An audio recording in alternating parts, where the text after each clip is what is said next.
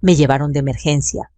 No recuerdo bien si fue la ambulancia o un taxi que alguien detuvo en la calle, pero sí recuerdo las luces blancas del hospital cortándome los ojos como navajas, el olor a cloro, a metal a vida y muerte mezcladas en una misma respiración.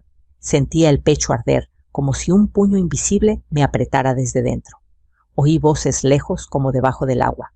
Luego una más clara firme: llame a su familiar más cercano. Su hija. El médico marcó. Yo escuché todo. Señorita Lucía Gómez. Su madre está en estado muy crítico, la necesita con urgencia. La respuesta llegó con risas y música de fiesta detrás. Estoy en el cumpleaños de mi suegra. Avíseme después. Y en ese instante, el dolor físico se hizo pequeño frente al otro, el que atravesó directamente mi alma. Sentí una lágrima bajar por mi sien. Fue caliente, lenta, humillante. No pude moverme para limpiarla. El monitor pitaba cada vez más rápido, como si mi corazón quisiera decir lo que mi boca no podía. El doctor frunció el ceño. La enfermera bajó la mirada, quizá avergonzada por mí. Yo quería creer que no había escuchado bien, que Lucía había dicho cualquier cosa menos eso. Pero no. La música de mariachi, al fondo un brindis, y luego su voz otra vez ligera, despreocupada. Si pasa algo grave, me avisan. Ahorita no puedo irme. ¿Cómo se desmorona una vida en un segundo? ¿En qué momento la niña que acuné entre mis brazos se convirtió en alguien tan lejana que no pudo dejar un pastel, una canción para acompañarme en lo que podía ser mi última hora? Quise recordar su carita manchada de chocolate cuando cumplió 6 años, el brillo en sus ojos cuando aprendió a escribir su nombre. Pero esa memoria dulce se mezcló con una punzada amarga. El doctor terminó la llamada con un suspiro resignado. Entonces se inclinó hacia mí tan cerca que pude oler el café que seguramente había tomado horas antes para aguantar su turno. Doña Magdalena, su hija no sabe quién es usted realmente, ¿verdad? Su voz fue como un cuchillo abriendo una herida antigua. No contesté. Solo moví los ojos intentando aferrarme a su mirada como si ahí hubiera un refugio, una certeza. Él sostuvo mi mano y apretó con fuerza. Vamos a hacer todo lo posible, pero debe estar preparada. Su situación es delicada. La camilla se movió el techo, pasó sobre mí como un río blanco. Entre luces y sombras pensé en Lucía, mi Lucía, la niña que dormía sobre costales de arroz mientras yo atendía la miscelánea, la que me decía mamá: cuando sea grande, te compraré una casa con jardín para que no trabajes tanto. ¿En qué momento dejamos de hablar ese mismo idioma del corazón? Hoi tuong yau tien, belai kwaku nun giumach kam shus. No nací con lujos ni con apellido poderoso. Me llamo Magdalena Herrera Domínguez, pero toda mi vida me han dicho Maga, como si mi nombre entero fuera demasiado grande para una mujer que vendía frijol huevo y refrescos fríos en una tiendita al sur de la ciudad. Mi marido Julián murió cuando Lucía tenía apenas 3 años. Recuerdo el día del funeral. Lucía se aferraba a mi falda preguntando por qué papá dormía tanto. Yo no tenía respuestas. Solo prometí que la sacaría adelante aunque tuviera que dejarme la piel. Con lo poco que quedaba, abrí una miscelánea chiquita. Un local humilde con un letrero pintado a mano, Miscelánea Magda. Olía a pan dulce recién traído a café de olla con canela, a vida esforzada pero digna. La gente llegaba en chanclas, en mandil, con niños cargados en un brazo y monedas en la mano. Y yo siempre sonreía, aunque el cansancio me quemara la espalda. Lucía creció ahí. Hacía la tarea. Mientras yo acomodaba latas, se dormía en mis piernas cuando cerrábamos tarde, y cuando llegaban clientes, se levantaba rápido para ayudarme con una sonrisa que iluminaba todo. Era mi motivo, mi orgullo. Las palabras del médico volvieron a mi mente como eco. Su hija no sabe quién es usted realmente, porque nadie lo sabe. Nadie imagina lo que hubo detrás de cada caja de refrescos que descargué, de cada peso ahorrado, de cada decisión silenciosa que tomé para asegurar un futuro que no fuera de carencias. Nunca presumí lo que logré. Nunca dije cuánto valía lo que construí. Creí que el amor era suficiente, que el esfuerzo hablaba solo. Quizá me equivoqué. Trolai ben bien, so haiko John and Mot, Sudachuanoi, me pusieron una mascarilla de oxígeno. El frío del metal en mi cara me hizo temblar. La sala olía a desinfectante, a vidas que nacen y a otras que se apagan sin aviso. La enfermera me preguntó si quería que llamaran a alguien más, a algún amigo, vecino, hermano. Negué con la cabeza. No tenía a nadie más. Toda mi vida giró alrededor de Lucía, y ella estaba cortando pastel con la familia de su esposo. Los doctores hablaban entre ellos. Palabras como cateterismo, infarto, riesgo. Yo solo escuchaba el silencio dentro de mí. Ese silencio de madre que entiende en un flash que ha amado más de lo que fue amada. Entonces, como un murmullo salido del pasado, me vi a mí misma cosiendo uniformes de escuela por las noches para que nada le faltara a mi hija.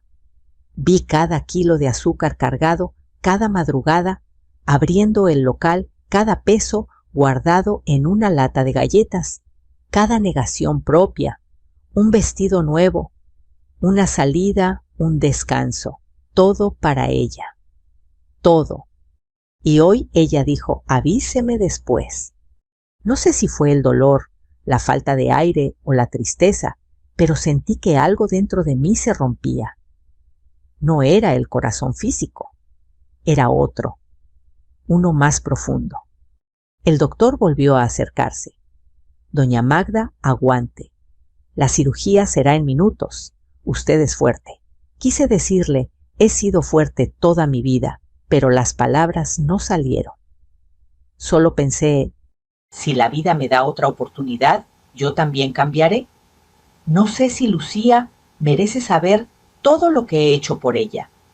O tal vez, justamente por eso, debe saberlo. La camilla siguió avanzando. Las puertas del quirófano se abrieron. Sentí que el mundo entero se reducía a una línea recta que podía apagarse en cualquier momento. Y aún así, en medio del miedo, una idea clara me atravesó como luz. Ya no quiero ser invisible. Abrí los ojos lentamente. El sonido del monitor en la habitación del hospital marcaba un ritmo constante, como un recordatorio suave de que seguía aquí. No sabía cuánto tiempo había pasado desde la cirugía. Quizá horas, quizá toda una noche. El techo blanco, las luces tenues, un vaso de agua a medio llenar en la mesita. Todo me parecía irreal, como si mi vida estuviera suspendida entre dos mundos, el que conocí durante 60 años y el que estaba a punto de empezar. Me dijeron después que el procedimiento había salido bien. Milagrosamente bien, dijo el doctor Ramiro, como si hubiera algo más que medicina, en el hecho de que yo continuara respirando. Yo, la mujer que cayó sola, volvió sola y despertó sola. Sin flores, sin visitas, sin una mano familiar sosteniendo la mía. Quizás sea buen momento para regresar al principio, a esa vida que parecía tan simple, tan dura y tan llena de amor, porque nadie llega a una camilla de hospital por casualidad.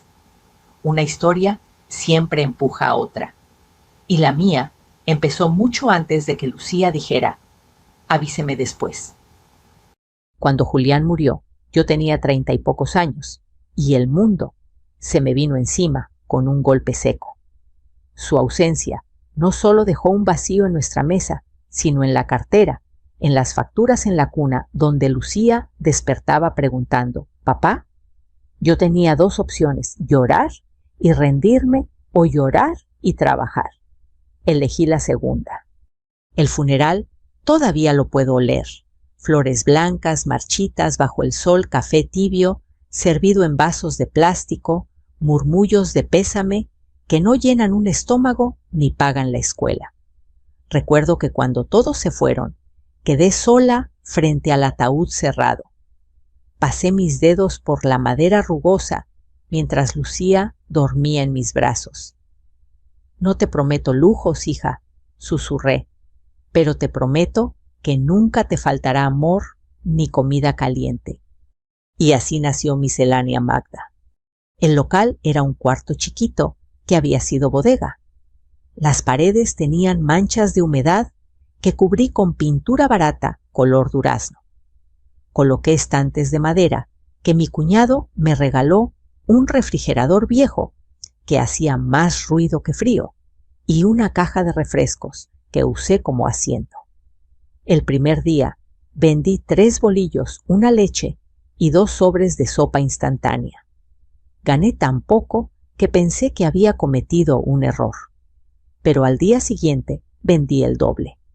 Y al tercero, el triple. La gente empezó a decir, vamos con la Magda, ella fía si necesitas. Y sí yo fiaba, porque conocía el rostro del hambre y sabía que las deudas más pesadas no son las del bolsillo, sino las del alma. Lucía era mi sol. Corría entre los estantes con moñitos rojos en el cabello, cantando canciones de la escuela, haciendo reír a los clientes. Cuando me veía cansada, se acercaba y me abrazaba fuerte, como si sus pequeños brazos pudieran sostener el peso del mundo junto a los míos. Una tarde de lluvia, cuando ella tenía 7 años, recuerdo que llegó empapada de la escuela. Yo le calenté un chocolate y la senté en mis piernas. Me miró con esos ojos grandes que heredó de Julián y dijo, «Mamá, cuando sea grande, te voy a comprar una casa grande para que ya no trabajes». Reí besándole la frente. «No necesito una casa grande, mi amor. Yo solo quiero que seas feliz». Pero guardé esa frase como un tesoro. Nadie imagina cuánto duele recordar, después, que la felicidad de un hijo puede alejarlo, no acercarlo. Con el tiempo, la miscelánea prosperó. Yo aprendí a negociar con proveedores, a comprar al mayoreo, a manejar inventario. Sin darme cuenta, pasé de vender pan y huevo a distribuir botanas, bebidas y productos de limpieza a otras tienditas cercanas. No lo dije nunca, pero empecé a ganar bien. Guardaba el dinero en sobres, luego lo invertí en un pequeño departamento que compré barato a un señor que necesitaba irse al norte. Después en otro y otro, siempre con discreción. La gente pensaba que seguía siendo la señora sencilla del barrio y me gustaba así. Nunca fui de presumir, nunca busqué aplausos. A veces pienso que fue mi mayor virtud y mi mayor error, porque el que no presume tampoco es visto. Lucía creció y empezó a avergonzarse del olor a manteca en mi ropa. Un día vino llorando. Mamá en la escuela se burlaron porque dicen que huelo a tienda. Yo le prometí que haríamos lo posible para que eso no le volviera a pasar. Compré uniformes nuevos, una mochila bonita, tenis blancos.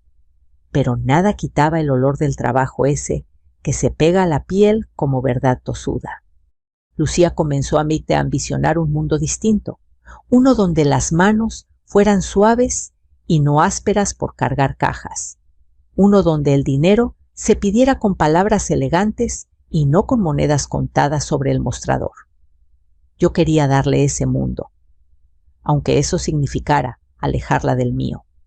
Una noche, mientras cerraba la tienda, la vi dormida sobre un saco de arroz, el cuaderno lleno de números y dibujos. Y pensé que todo lo que hacía valía la pena, que el cansancio no era más que amor transformado en trabajo. Pero ahora viéndome aquí, con una pulsera de hospital en la muñeca preguntándome si alguien vendrá a verme. Me cuesta no preguntarme si también me equivoqué en algo. Tal vez debí mostrarle lo que realmente construí. No debería haber escondido tanto, o quizá fue justo ese silencio lo que permitió que creyera que no valía nada más que mi tiempo y mi presencia. El doctor Ramiro entró en mi habitación con una carpeta. Me sonrió con calma. ¿Cómo se siente, doña Magda? Quise responder vacía, pero dije, viva. Él asintió como si entendiera más de lo que yo decía. Pronto podrá hablar con su hija. Solo necesita descansar. Hablar con mi hija. La frase se sintió lejana, casi irónica. Respiré hondo, sintiendo el olor a gel antibacterial y a esperanza gastada. Pensé en los años que vinieron después, cuando Lucía conoció a Andrés y cómo la distancia entre nosotras comenzó a crecer como grieta invisible. Pero esa parte aún no la he contado, y debo hacerlo. Porque para entender por qué mi hija dijo, avíseme después, hay que conocer la historia completa. A veces el amor no se rompe de golpe, solo se estira, se adelgaza, se hace hilo fino, hasta que un día, sin ruido, se quiebra. Así fue con Lucía. No hubo una gran pelea ni palabras imperdonables, solo pequeñas grietas acumuladas, silencios que no supe ver, miradas que no supe escuchar. Lucía terminó la preparatoria con buenas calificaciones. Siempre fue inteligente, rápida, para aprender con ambiciones grandes como el cielo. Cuando cumplió 18, me pidió estudiar administración en la universidad privada del centro. Yo podía pagarla, aunque ella no sabía cómo. Solo sonrió cuando le dije, sí, hija, claro que sí, sin imaginar que ese sí me costaría turnos dobles madrugadas, acomodando mercancía y meses enteros con tortillas y frijoles para que ella comiera mejor. Pero eso hace una madre. Una madre alimenta el futuro de su hija, aunque el suyo quede en ayunas. Lucía empezó a cambiar. No de corazón, eso lo comprendí después, sino de entorno. Sus amigas usaban perfumes caros, uñas perfectas, celulares nuevos. Ella también las quería. Y yo, queriendo que encajara, le compré el mismo perfume en pagos, el mismo teléfono, con ahorros que debía guardar para reparaciones de la tienda. Cuando Lucía decía, mi mamá tiene una tienda, lo decía bajito con vergüenza, como quien confiesa un pecado menor. Yo fingía no escucharlo. Pero uno siempre escucha cuando duele. El tercer semestre conoció a Andrés Villalobos. Alto de familia, acomodada, sonrisa de anuncio y apellido que abría puertas. Él estudiaba finanzas y venía de una casa donde nadie trabajaba con las manos, donde las servilletas no se doblaban para después usarse otra vez. La primera vez que Lucía lo llevó a casa, yo preparé mole para recibirlos. Andrés entró mirando rápido todo, como midiendo el lugar, evaluando cada detalle. Yo le ofrecí un plato y él sonrió. Gracias, doña Magda. Huele casero. No sé si era halago o lástima, pero algo en su tono me pinchó el orgullo como aguja escondida bajo flores. Lucía lo veía como si fuera el sol. Yo veía en sus ojos la ilusión de una vida diferente. Y me dio miedo. Miedo de perderla, miedo de estorbar, miedo de ser demasiado poco para ese mundo que ella quería. Con el tiempo, Andrés empezó a visitarnos menos. Ahora Lucía era la que iba a casa de él. Regresaba con ropa nueva, perfumes nuevos, frases nuevas. Mamá, deberías vestir diferente, algo más moderno. Mamá, Andrés dice que trabajar tanto te envejece. Mamá, deberías descansar más. Yo sonreía, aunque cada palabra era pequeña piedra acumulándose en el pecho. El día que Andrés pidió la mano de Lucía fue como un sueño dulce, con espina oculta. Se arrodilló frente a todos en una cena elegante a la que yo apenas pude entrar porque mi vestido barato contrastaba con las joyas brillantes de las señoras. Lucía lloró de felicidad. Yo también. Pero mis lágrimas tenían dos sabores: orgullo y temor. La boda fue hermosa, demasiado hermosa para mi bolsillo. Salón, flores blancas, música en vivo. Yo pagué más de lo que debía, pero quería que mi hija tuviera lo que yo nunca tuve. Andrés agradeció, pero no preguntó de dónde salió el dinero. Nadie lo preguntó. Nadie imagina que una mujer con manos ásperas puede tener ahorros, propiedades, poder. El día de la boda, Lucía se acercó a mí antes de entrar al altar. Estaba radiante, más hermosa de lo que jamás soñé. Tomó mis manos y dijo: «Mamá, gracias por todo. Prometo que nunca te voy a dejar sola». Yo le creí. Qué ingenua fui. Los primeros meses ella venía cada domingo. Me contaba de su apartamento en la colonia del Valle, de sus cenas con suegros, de viajes cortos a Playa del Carmen. Yo escuchaba feliz, pero poco a poco las visitas se fueron espaciando. «Mamá, hoy no podemos. Vamos a comer con mis suegros. Mamá, tenemos junta con el trabajo de Andrés. Mamá, el domingo próximo, te lo prometo». Y el próximo domingo nunca llegaba. Una tarde decidí visitarla sin avisar. Llevé un pastel de zanahoria, su favorito desde niña. Toqué el timbre. El portón se abrió, apenas dejando ver a Lucía vestida elegante, maquillaje perfecto. A su lado, su suegra, la señora Patricia, con expresión que me miraba como si yo fuera parte del servicio y no de la familia. «Mamá», dijo Lucía incómoda, «no sabía que vendrías». «Hoy es el cumpleaños de Patricia, estará toda la familia». Patricia sonrió con frialdad. «Sí, querida. Hoy es día familiar, una ocasión íntima, palabra fina para decir no perteneces aquí». Le extendí el pastel. «Solo quería darte esto, para que lo disfruten». Lucía lo tomó sin invitarme a pasar. «Gracias, mamá. Yo te llamo después». Y la puerta se cerró. Sentí algo romperse dentro, silencioso como cristal fino. No lloré. Solo conduje de regreso a casa con el pastel vacío y el corazón igual.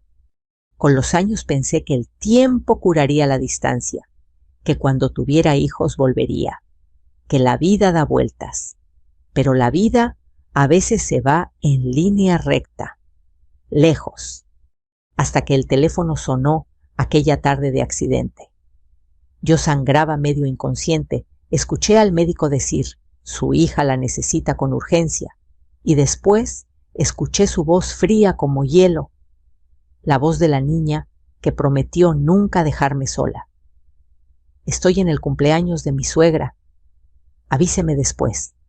Después. Como si la vida pudiera esperar, como si una madre fuera un pendiente postergable. Ese después me atravesó más hondo que el golpe del auto. Y ahí, entre dolor, anestesia y soledad, entendí algo que me perseguía desde años atrás. Yo había dado todo para que Lucía tuviera alas, pero nunca le enseñé a mirar hacia abajo y recordar quién la sostuvo mientras aprendía a volar. El doctor Ramiro no solo me salvó el cuerpo, esa noche también sembró una verdad nueva, una que yo todavía no sabía cómo enfrentar, porque él sabía algo sobre mí, algo que mi hija jamás imaginó, y pronto ese secreto sería la chispa que quemaría y sanaría todo. Desperté nuevamente a medianoche. El silencio del hospital tenía un sonido propio, pitidos suaves, pasos lejanos, el murmullo constante del aire acondicionado. Mi cuerpo dolía, pero lo que más dolía era algo que no aparece en radiografías: la certeza de haber amado sin medida a quien quizá nunca aprendió a valorar ese amor. La puerta se abrió con un chirrido casi imperceptible. Era el doctor Ramiro, con una manta doblada en los brazos y un semblante cansado, como quien carga no solo guardias nocturnas, sino historias que pesan. No quería despertarla, susurró, pero pensé que tal vez tenía frío. Colocó la manta sobre mis piernas con delicadeza, como si yo fuera de cristal. Gracias, doctor. Mi voz era un hilo. Dijo algo antes de que me sedaran, sobre mi hija. Él asintió exhalando lento. Lo dije porque a veces los hijos olvidan quiénes somos, o quizá nunca lo supieron. Sus palabras quedaron suspendidas en el aire como polvo iluminado por lámparas frías. ¿Qué quiso decir exactamente?, pregunté con el corazón tenso. El doctor se sentó junto a la cama. Sacó una carpeta con documentos. Al verla, reconocí el logo que yo misma había mandado diseñar hacía años para mis propiedades. Algo dentro de mí se contrajo. Doña Magdalena dijo con firmeza suave: «Usted es la propietaria de este hospital». Sentí como si la mente tardara décadas en entender lo que los oídos ya sabían. Sí, yo era dueña, pero nadie lo sabía. Siempre me dejé ver como una mujer sencilla detrás de la caja de una tienda, cuando en realidad llevaba 20 años invirtiendo silenciosamente, comprando acciones del hospital donde Julián trabajó como administrativo antes de morir. Recordé las firmas a escondidas, los acuerdos con el contador, las noches revisando estados financieros, con una lámpara de escritorio mientras Lucía dormía. Había comprado el 41% del hospital en 4 etapas distintas, cuando nadie imaginó que una viuda humilde podía hacerlo. Me gustaba esa invisibilidad, o eso creía. He visto cómo todos la tratan con respeto, continuó Ramiro, pero como a una paciente más. Su propia hija tampoco sabe nada. Ella nunca preguntó, dije sintiendo un nudo subir por la garganta. Nunca se interesó por mi vida, solo por lo que podía darle. Ramiro guardó silencio unos segundos. ¿Quiere que la llame de nuevo? ¿Puedo intentar explicarle la gravedad? Negué lentamente. Ya la llamaron. Ya respondió. No quiero escucharlo otra vez. El doctor me miró con una mezcla de tristeza y orgullo, como quien ve a alguien por primera vez después de años de pasar junto a ella. A veces dijo: el amor debe doler para limpiar, como el alcohol en una herida. Cerré los ojos. Sentí una lágrima tibia rodar hacia la almohada. No era dolor, era comprensión. Todo ese silencio, todo ese ocultamiento había sido mi forma de amar y también mi condena. A la mañana siguiente, una enfermera entró con un carrito de desayuno y 2 sobres blancos. Esto estaba en administración para usted, dijo dejando los sobres sobre la mesa. El primero era una factura del seguro. El segundo llevaba el nombre de Lucía en la esquina, escrito con su letra elegante. El corazón me latió fuerte. Lo abrí con manos temblorosas. Solo 2 renglones. Mamá, me avisaron que estás estable. Hoy no puedo ir, tengo compromisos. Te veo en cuanto tenga tiempo. Sin firma. Sin un te quiero. Sin ¿cómo estás? Solo compromisos. Sentí que algo se apagaba dentro. No era enojo. Era una lámpara que finalmente se quedaba sin aceite. Ramiro apareció al mediodía. Tenemos resultados buenos, informó. Podrá irse a casa en unos días, pero debe reposar. Asentí sin entusiasmo. ¿Volver a casa? ¿A qué casa? Un techo lleno de ecos, un comedor con una sola silla ocupada. El doctor dudó un momento antes de hablar de nuevo. Doña Magda, si me permite, he dedicado años a este hospital, pero nunca pensé verla así sola, sin familia al lado. Me dolió escucharlo, pero era cierto. No estoy tan sola, dije con una sonrisa más triste que débil. Me tengo a mí misma. Y a veces eso es un inicio. Él guardó silencio. Luego agregó despacio: si alguna vez necesita hablar, no solo como paciente, yo también perdí gente. A veces conversar ayuda. No respondí, solo asentí. Los días siguientes pasaron lentos. Camas frías, medicamentos, noticias repetidas. Ninguna llamada de Lucía. Solo mensajes esporádicos cortos, fríos, como el hospital donde me estaba recuperando. Una tarde, observé por la ventana cómo una madre joven llegaba con su hijo. El niño traía un dibujo para ella. La abrazó con fuerza, como si tuviera miedo de perderla. Ella lloró de emoción. Me quedé mirando más tiempo del necesario. Recordé a Lucía de niña, con trenzas desalineadas, llegando de la escuela con dibujos hechos en hojas recicladas. Para mi mamá decía siempre: ¿en qué momento se había roto ese gesto? ¿En qué momento dejé de ser mamá para convertirme en obligación? Esa noche tomé una decisión. No sabía si era valiente o desesperada, pero era mía. Llamé a mi abogado, licenciado Rosales, un hombre serio que manejaba mis inversiones con absoluta discreción. Quiero revisar mis documentos, dije. Todo bien, señora. Depende, respiré profundo. Necesito poner las cosas en orden, por si un día no despierto. Él llegó al hospital a la mañana siguiente con carpetas y contratos. Podemos actualizar testamento, propiedades, cuentas, explicó. ¿Desea incluir a su hija como heredera principal? La pregunta cayó como piedra en agua quieta. Yo amaba a Lucía, nadie lo duda. Pero amar no es entregar la vida entera sin pedir reciprocidad.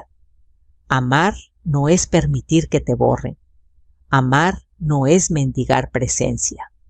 Miré por la ventana.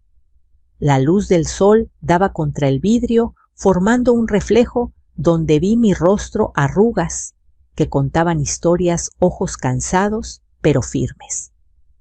Una mujer que trabajó toda la vida para que su hija volara, olvidando que las madres también necesitan nido. Quiero dejarle algo, pero no todo, respondí al fin. Ella tendrá lo necesario para vivir dignamente, si un día decide recordarme. Pero el control de mis propiedades irá a un fideicomiso y parte a una causa. Rosales levantó la mirada sorprendido. ¿A qué causa? A mujeres como yo, dije sintiendo que las palabras se encendían con un fuego nuevo. Madres que dieron todo y fueron olvidadas.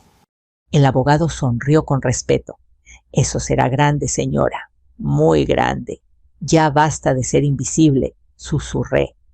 Y allí comenzó todo. La historia que Lucía no conoce.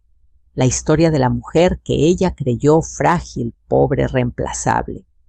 Pero que en realidad era dueña de mucho más que un pequeño negocio. Era dueña de su vida y estaba lista para recuperarla. Volví a casa un martes por la tarde.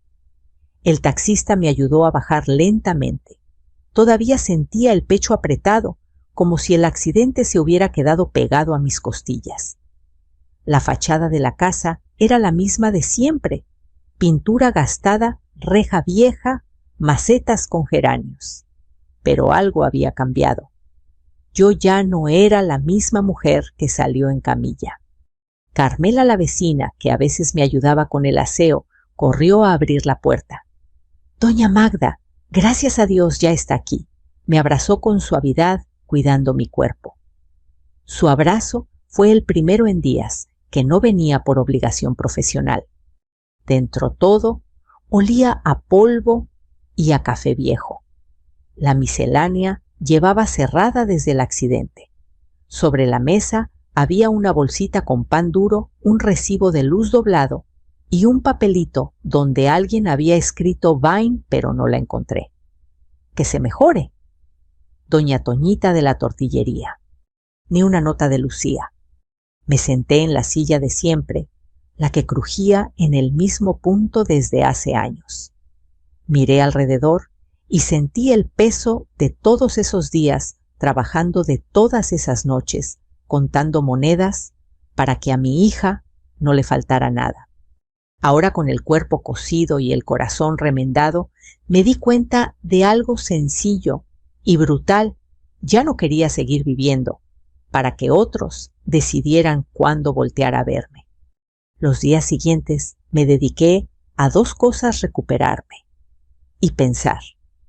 Pensar en silencio, con la taza de café entre las manos, viendo cómo la luz de la mañana se colaba por las rendijas de la cortina. Lucía no vino el primer día, tampoco el segundo. Envió un mensaje: «Mamá, ¿cómo sigues esta semana? Tengo mucho trabajo y cosas con la familia de Andrés. Te marco el fin». El fin llegó y se fue, sin llamada. Yo miraba el teléfono como quien mira una planta seca, esperando que de pronto florezca. No lo hizo. En cambio, vinieron el licenciado Rosales y su asistente. Extendieron papeles sobre mi mesa entre migas de pan y frascos de café soluble. Hablamos de números, porcentajes, fideicomisos, cláusulas. Todo eso que Lucía ni siquiera sabía que existía en mi vida. «Aquí queda establecido», dijo Rosales, señalando un punto, «que usted es dueña del 41% del hospital y que en caso de fallecimiento, este porcentaje no podrá ser vendido sin la aprobación del fideicomiso que usted crea». Asentí, sintiendo algo parecido a orgullo y tristeza mezclados. «¿Y mi hija?» «Recibirá una renta mensual suficiente para vivir bien», respondió él, «pero no tendrá control sobre las decisiones del hospital ni de las propiedades en renta. Es justo», dije, «que aprenda a vivir con lo que se gana y con lo que respeta, porque el dinero sin respeto solo sirve para comprar más desprecio». 2 semanas después del accidente, el teléfono sonó a media mañana. Era el doctor Ramiro.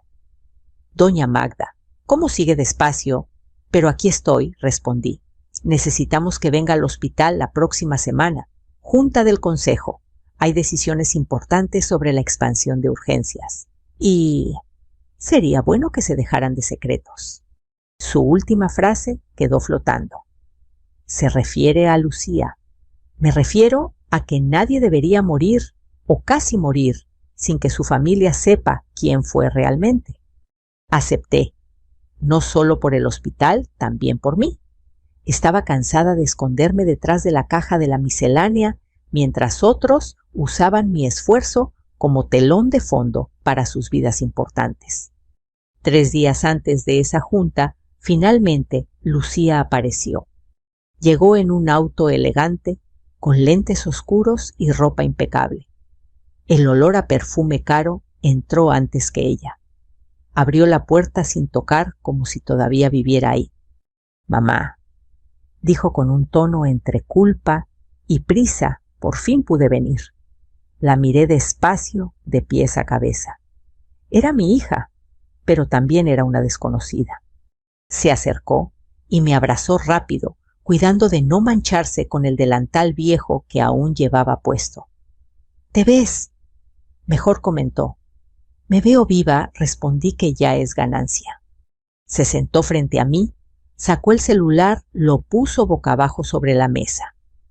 Mala costumbre de quien siempre espera algo más importante.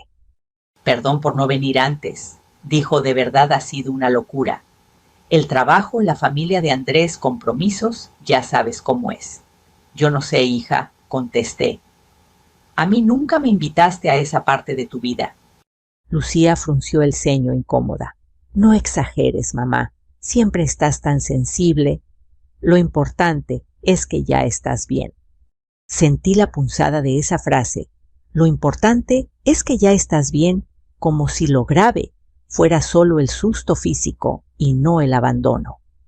«¿Te dijo algo el doctor cuando llamó?», pregunté mirándola fijo. Lucía apartó la mirada. «Solo que estabas mal, pero también dijo que ellos se encargaban. Y estaba todo lo de la fiesta de mi suegra. Tú sabes cómo se pone, si uno se va temprano. Además, al final no te moriste». El «al final no te moriste» cayó como piedra. Respiré hondo. «Lucía, ¿Alguna vez te has preguntado quién paga cuando te enfermas, cuando te has quedado sin dinero, cuando necesitas algo urgente? Ella se encogió de hombros. Pues tú, mamá, siempre has sido, pues, generosa. Pero tampoco es que tengas tanto. Vives aquí con la tiendita. Ahí estaba, la raíz de todo. Para ella, yo era solo la señora de la tienda, una viuda con olor a suavizante barato y manos partidas, útil pero prescindible. Me limpié las manos en el mandil y la miré de frente. Lucía, la próxima semana voy a tener una junta muy importante en el hospital. Me gustaría que vinieras conmigo. Contigo al hospital, se sorprendió. ¿Para qué? Para que escuches algo que debiste saber hace mucho tiempo. Algo sobre quién soy y quién no soy. Ella soltó una risita nerviosa. Ay, mamá, no me salgas con que te van a operar otra vez. Ya bastante susto me diste. No, esta vez no seré yo la que esté en la camilla. Seremos otros frente a una mesa, hablando de decisiones. Lucía me miró como si intentara descifrar algo que no encajaba. Está bien, dijo al fin. Si eso te hace feliz, voy. Pero solo un rato. Luego tengo comida con Andrés y sus papás. Claro, siempre había algo después. Siempre había alguien más importante después. Sonreí, pero por dentro algo se acomodó. Ya no me dolía igual, porque sabía que muy pronto el después no sería una fiesta. Sería la verdad. El día de la junta me puse mi mejor blusa, esa que compré hace años y casi nunca usé, porque ¿para qué arreglarse tanto si solo voy a la tienda? Me miré al espejo. El reflejo seguía siendo de una mujer sencilla, pero en sus ojos había algo diferente: decisión. Lucía llegó tarde como siempre. El tráfico, mamá, una locura, dijo, dándole un sorbo a su café para llevar. La miré con calma. Vamos, no quiero llegar retrasada a mi propia junta. ¿Tu junta?, repitió confundida. ¿Tú? Entramos al hospital. El mismo donde me llevaron casi inconsciente, el mismo donde ella dijo, avíseme después. Ramiro nos vio llegar y se acercó de inmediato. Buenos días, señora Herrera, saludó con respeto. Y usted debe ser la licenciada Lucía Villalobos, ¿verdad, Lucía? Sonrió automática extendiendo la mano. Sí, mucho gusto, doctor. Soy la hija de la señora. Lo sé, respondió él. Pase, por favor. El consejo la estaba esperando. Lucía frunció el ceño. ¿El consejo? ¿Esperando a mamá? La llevé conmigo paso a paso hasta la sala de juntas del tercer piso. Una puerta de madera oscura, un letrero discreto, Consejo Administrativo, Hospital San Gabriel. Ramiro abrió la puerta. Dentro varios hombres y mujeres de traje se pusieron de pie al verme entrar. Buenos días, doña Magdalena, dijeron casi al unísono. Lucía se quedó paralizada. Miró a los doctores, a los directivos, al abogado Rosales, sentado al fondo. Y luego me miró a mí. Mamá, ¿qué está pasando? Yo respiré hondo, sentí las costuras del pecho tensarse y supe que había llegado el momento en que mi hija iba por fin a descubrir quién es realmente su madre. La sala estaba en silencio, pero no un silencio vacío, era un silencio expectante, tenso como el aire antes de una tormenta fuerte. Lucía se quedó de pie todavía, con la bolsa colgando del brazo y el café frío entre los dedos. Miró a todos, luego a mí, incrédula, como si yo hubiera entrado en un mundo al que ella no tenía mapa. Yo tomé asiento en la cabecera de la mesa. Un gesto pequeño pero simbólico. Los directivos hicieron lo mismo. Lucía no se movió. Lucía le indiqué con la mano, siéntate a mi lado. Ella obedeció lentamente, como si sus piernas no respondieran del todo. Ramiro abrió la carpeta de documentos. Daremos inicio a la junta. Tal como establece el reglamento, necesitamos la aprobación de la presidenta del consejo, dijo mirando hacia mí. Lucía me volteó a ver rápido. ¿Presidenta? ¿Tú de qué están hablando? Yo respiré profundo. Sentí mis costillas moverse con un leve dolor, que aún recordaba el accidente, y respondí: Lucía, soy la accionista mayoritaria de este hospital, desde hace 20 años. El café resbaló de la mano de mi hija, cayendo sobre la mesa. El sonido fue un golpe seco, casi simbólico. Ella abrió la boca sin que saliera palabra alguna. No, mamá, eso no puede ser. Tú tienes una tienda. Tú no, balbuceó. Yo también invertí, dije con calma. Mientras tú creías que solo vendía pan y refrescos, yo compraba acciones, propiedades, departamentos, todo con el dinero del negocio que levanté sola con mis manos. Los directivos asintieron confirmando: su madre no solo es propietaria licenciada, agregó Ramiro, también financió la ampliación de pediatría hace 5 años y la remodelación de urgencias. Nadie aquí desconoce su nombre. Lucía bajó la mirada como si esa verdad fuera demasiado luminosa para sostenerla de frente. ¿Y por qué nunca me lo dijiste?, murmuró con voz rota. La pregunta que había esperado toda la vida escuchar.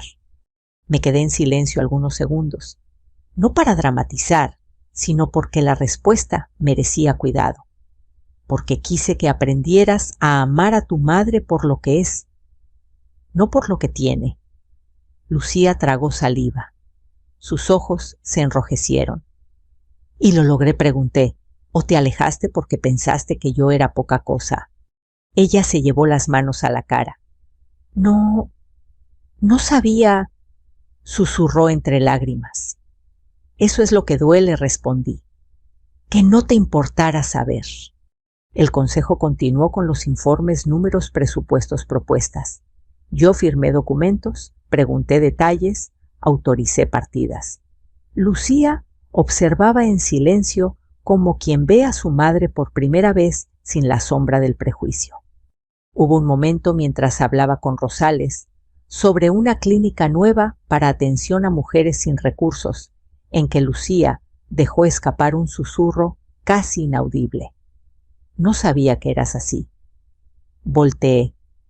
Así como tan grande. No respondí. No había nada que agregar. Tras la junta, los directivos salieron y quedamos solo nosotras y el doctor Ramiro. La sala parecía más grande, más fría. Lucía me miró con los ojos húmedos. Mamá, ¿por qué nunca me contaste nada? Podríamos haber vivido mejor. Yo no tenía que haber pasado vergüenza por la tienda. Una punzada atravesó mi pecho, no física, sino emocional. ¿Vergüenza?, pregunté despacio. ¿De qué? ¿De mis manos gastadas? ¿De mi delantal? ¿De ser mujer que trabajó en lugar de esperar a que la vida le regalara algo? Lucía guardó silencio. Me levanté despacio apoyándome en la mesa. Lucía, el dinero no era el secreto. El secreto era que yo valía más de lo que tú creías. Ella empezó a llorar. No un llanto escandaloso. Era ese llanto que sale cuando el alma entiende algo demasiado tarde. Ramiro se retiró discretamente dejándonos solas. Lucía se acercó y tomó mi mano con torpeza, como si no supiera si yo se la daría. Perdóname. El perdón se gana, hija, respondí con voz suave.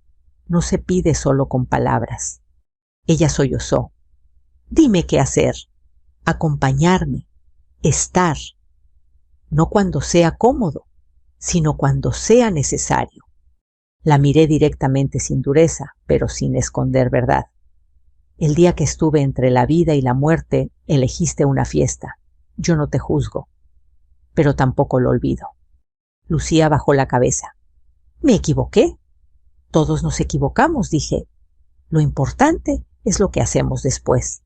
Vi en sus ojos algo que no veía desde que tenía 10 años la niña que me ofrecía dibujos a cambio de un beso.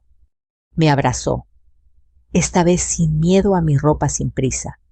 Lloró en mi hombro como si el tiempo retrocediera. Yo cerré los ojos. No era pleno perdón, era el inicio de un puente. Salimos del hospital juntas.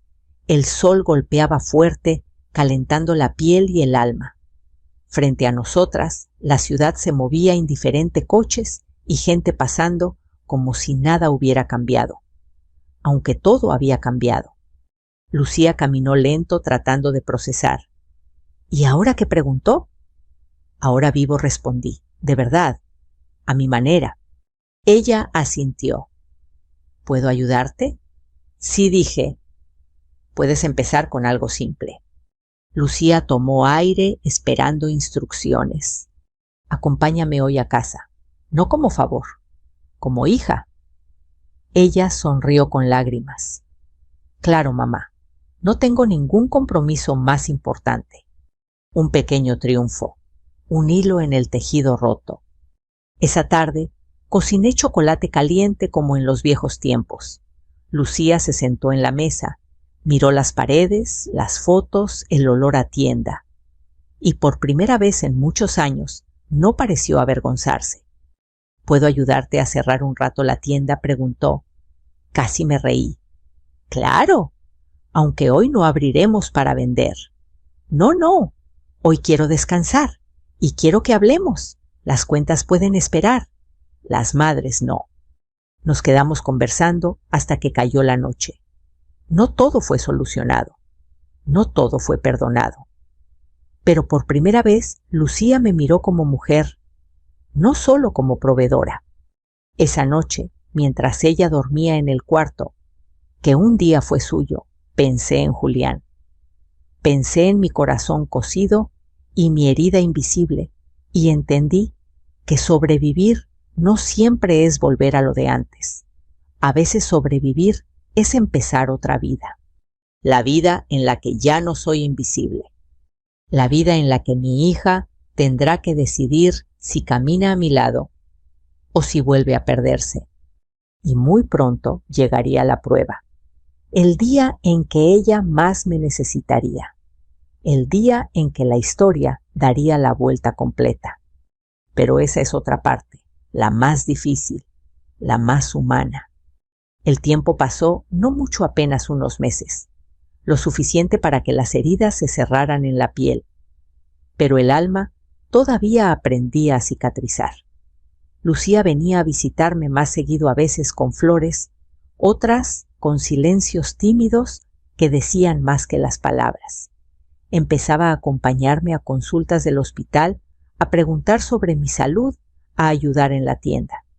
Yo la observaba con cautela, como quien cuida un brote recién nacido frágil, pero con posibilidad de convertirse en árbol.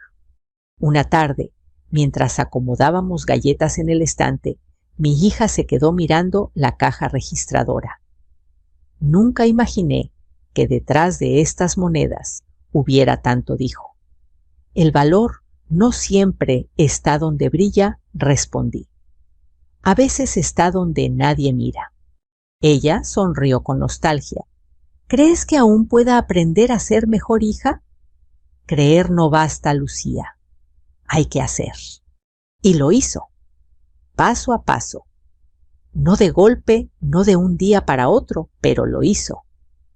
Me acompañó a terapias. Me llevaba a ver el avance en el hospital, incluso propuso administrar parte del fideicomiso para aprender. Yo acepté, con condiciones. Un día, sin embargo, el destino golpeó de vuelta. No contra mí, sino contra ella. Lucía llegó llorando, con el rímel corrido y el corazón roto entre las manos. Mamá, Andrés, su voz se quebró. Me engañó. Sentí un frío súbito en el pecho, no de infarto, sino de reconocimiento. Yo sabía ese dolor.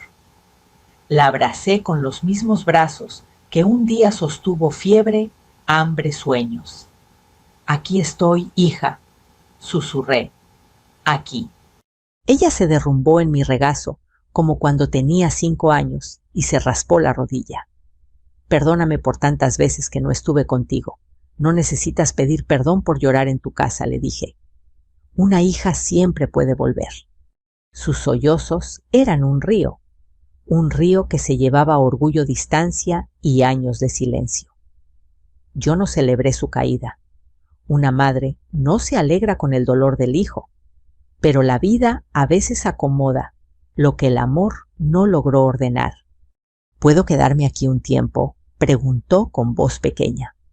Todo el tiempo que necesites. Y se quedó. No para ser atendida, sino para aprender.